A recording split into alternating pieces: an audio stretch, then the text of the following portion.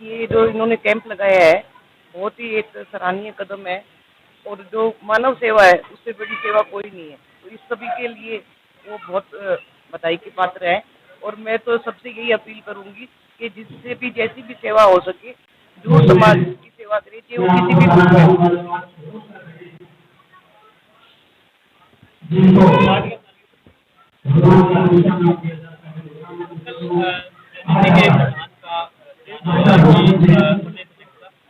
धंधे पर बैठे हैं खाली लोग हैं जिनके पास काम नहीं है और हम सरकार चलाने में व्यस्त है, इसलिए हम नहीं जाते। बहुत शर्मनाक बयान है।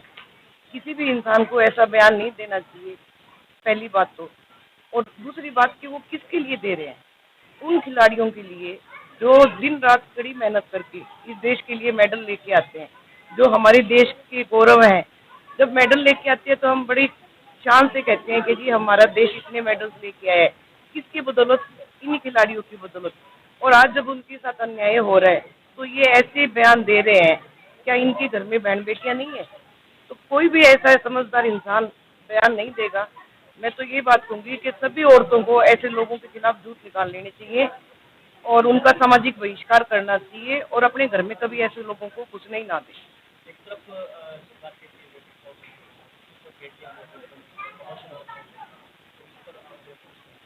मैं तो सिर्फ जनता से एक बात कहूँगी कि सभी आदमी, सभी लोग एक बार सिर्फ 1 मिनट के लिए ये बात जरूर सोचें कि जो खिलाड़ी हैं और जो हमारे देश की शान है, उनके साथ अगर ये अन्याय हो रहा है तो फिर आम आदमी के साथ या आम औरतों के साथ क्या क्या हो सकता है, उसकी तो हम कल्पना भी नहीं कर सकते। तो बस मैं जनता से अपील करूंगी कि एक बार इस पे जरूर विचार करें। कार्यक्रम चल रहा है योग साधना शिविर। बहन मंजू दानू का इस कार्यक्रम में योग की और नेचुरोपैथी प्राकृतिक चिकित्सा का इन्होंने जो है ना 8 दिन का जो शिविर लगाया और आज उसका समापन था।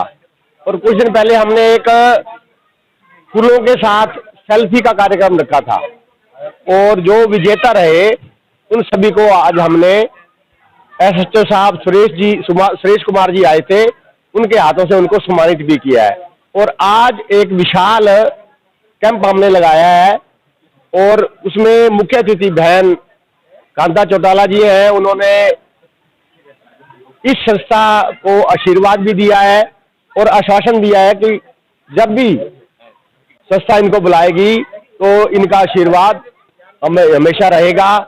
उसमें ईएनटी के डॉक्टर, हार्ट स्पेशलिस्ट, होम्योपैथी के डॉक्टर और आंखों के डॉक्टर।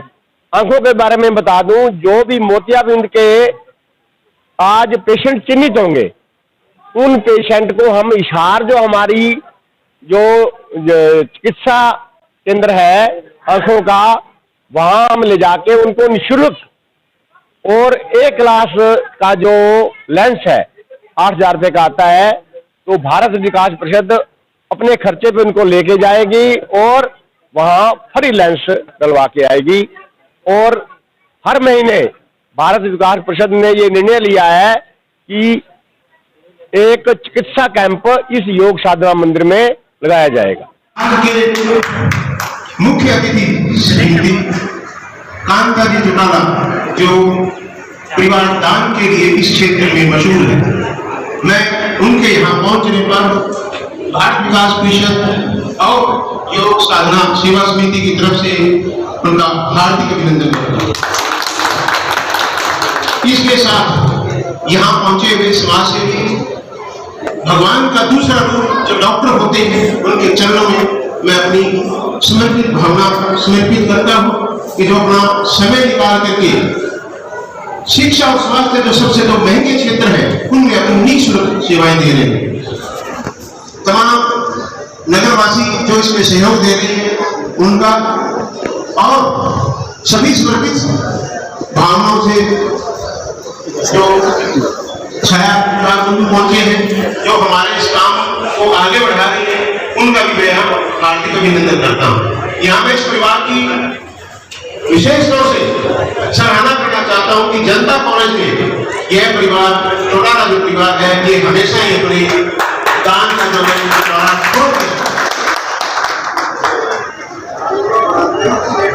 सब वो देखते हैं।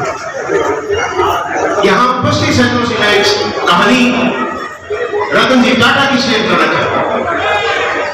प्रिय सज्जनों, एक मित्र ने रतन जी टाटा को कहा कि मैं अपंग छात्रों को साइकिलें वितरित करना चाहता हूँ और आप कितना अनुदान करें। उन्होंने अनुदान राशि दे दी, साइकिलें आ गई। उस मित्र ने कहा कि रतन जी टाटा आप स्वयं चलिए। चलो बड़ो बाल मुश्किल से उनको राजी किया फंक्शन में जाने के लिए। साइकिलें वितरित करने के बाद में एक बच्चे ने रतन जी टाटा का पैर पकड़ लिया। उन्होंने शायद ये कुछ मांग रहा हो कि बेटे क्या चाहिए। उन्होंने कहा सर मैं आपका चेहरा बड़े गौर से देखना चाहता हूँ।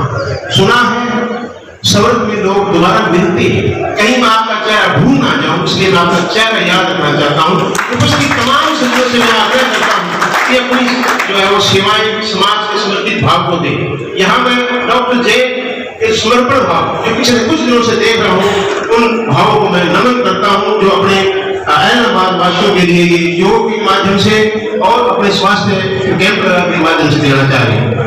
और ज्यादा ना कहते हुए मैं आप सभी का दिल की गहराई से धन्यवाद करता हूँ। धन्यवाद। जय हिंद।